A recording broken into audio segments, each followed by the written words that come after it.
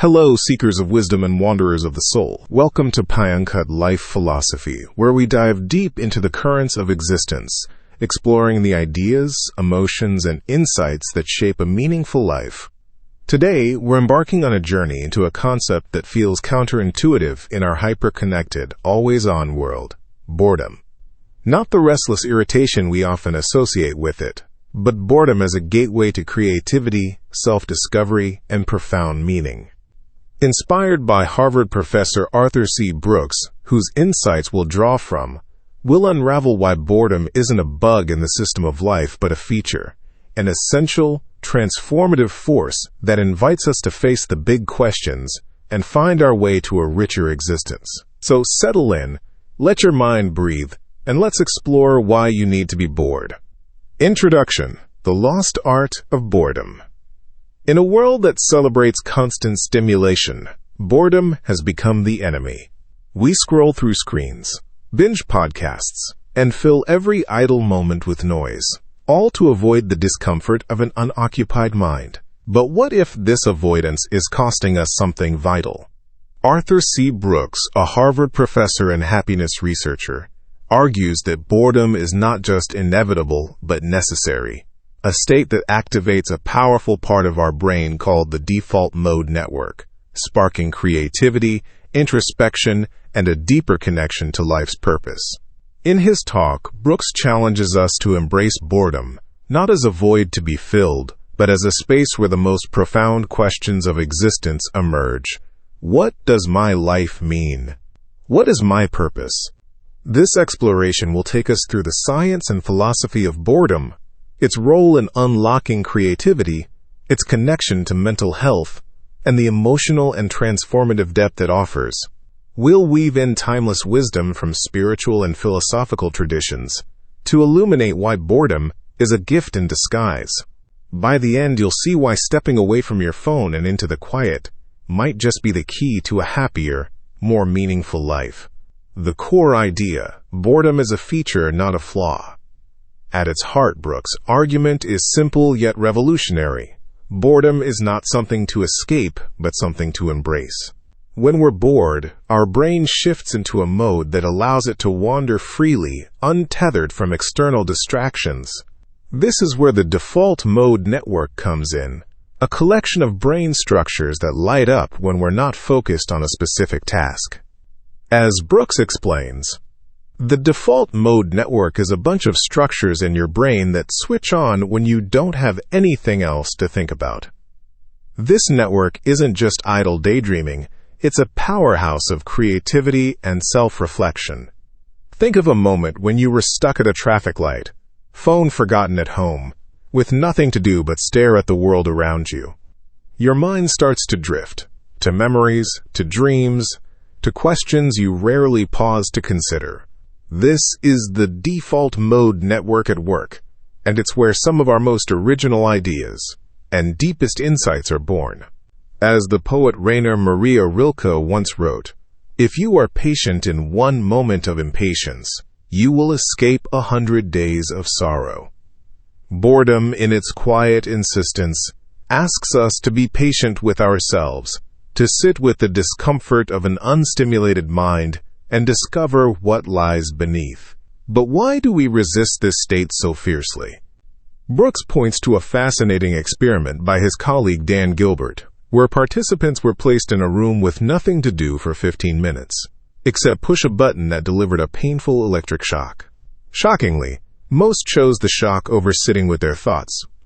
This reveals a hard truth. We'd rather endure pain than face the vulnerability of boredom. Why?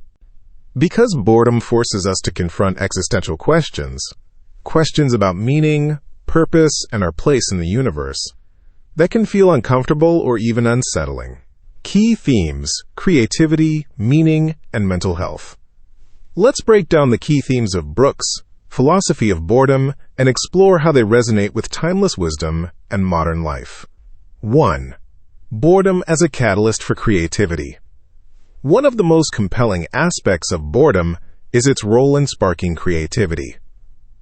When our minds are free from external input, they begin to make unexpected connections, weaving together ideas that might never surface in a distracted state. Brooks suggests that our best ideas often come when we're just being in our head, whether during a device-free workout or a quiet commute. This aligns with the ancient Greek philosopher Plato's observation: we are twice armed if we fight with faith. Here, faith isn't just spiritual. It's the trust in our mind's ability to create something new when given the space to roam. Consider the stories of great thinkers and artists.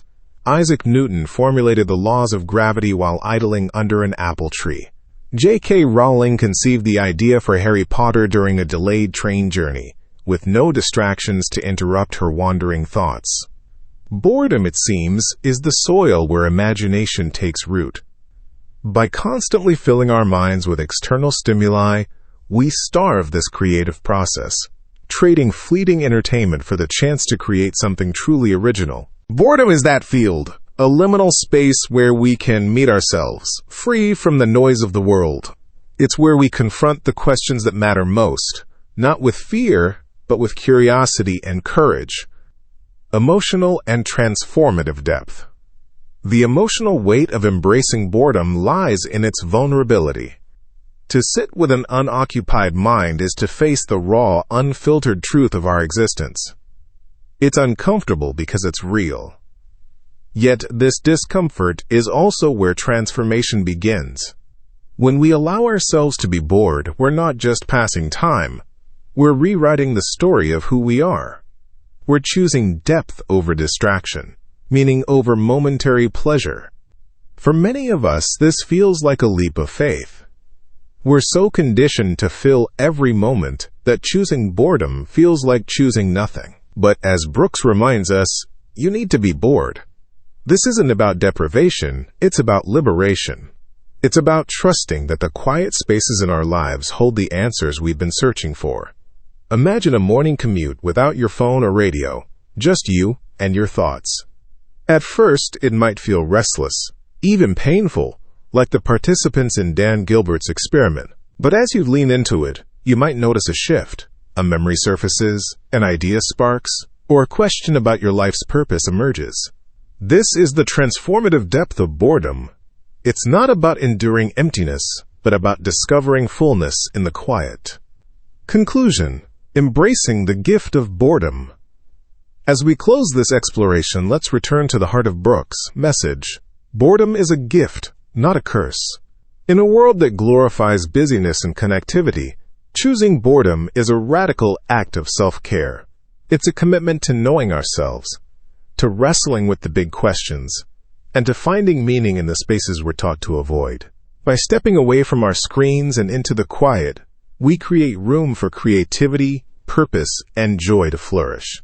Brooks' practical advice: leaving your phone behind during a workout, turning off the radio on your commute, or setting boundaries around screen time, is a roadmap for reclaiming boredom.